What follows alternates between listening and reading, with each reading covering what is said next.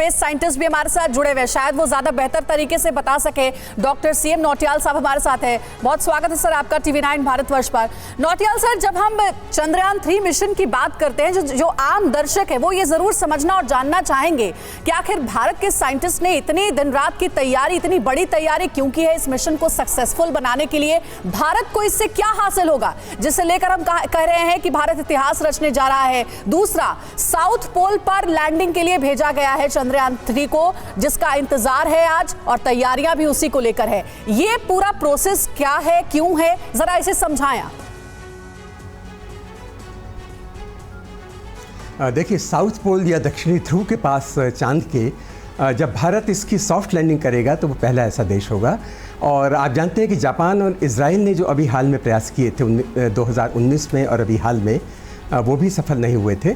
तो ये एक बहुत बड़ी चुनौती है, जहाँ पर हमें यहाँ से सीधे कुछ दिखाई भी नहीं देता। वहाँ पर लगभग 68 डिग्री साउथ में हम इसको उतारेंगे। तो पहली तो ये बहुत बड़ी उपलब्धि है जी। दूसरी उपलब्धि ये है कि हम लोग चीन के या रूस के या अमेरिका के जैसे सैटर्न 5 या सोयूज जैसे बहुत बड़े रॉकेट्स के सहारे वहाँ नहीं पहुँच रहे हैं। ये ज़रूर है कि इसकी वजह से हमारा समय जो है वो थोड़ा सा बढ़ जाता है, हमें 41 दिन लगे जबकि वो लोग 5-6 दिन में पहुँच जाते हैं। लेकिन हम लंबे रास्ते से ज़रूर गए, लेकिन इससे हमने बहुत ज़्यादा बचत की है। और हमारा जो बजट है वो भी एक बहुत बड़ी चीज़ है, क्योंकि हम 6 अरब और 15 करोड़ रुपए के बजट में वहाँ पहुँच रहे हैं, जबकि हम देखें तो अमेरिका का तो इससे करीब 8-9 गुना खर्चा हुआ है और दूसरे देशों का भी ज़्यादा हुआ है।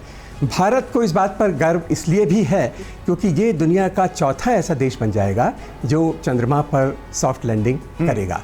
हम जानते हैं कि हमारे देश में रूस और अमेरिका की तुलना में जो अंतरिक्ष का कार्यक्रम था वो काफ़ी देर में शुरू हुआ, लेकिन इसके बावजूद हम लोग इस स्थिति तक पहुंच गए हैं कि अभी हमने देखा कि लूना 25 वहाँ पर सॉफ्ट लैंड नहीं कर सका।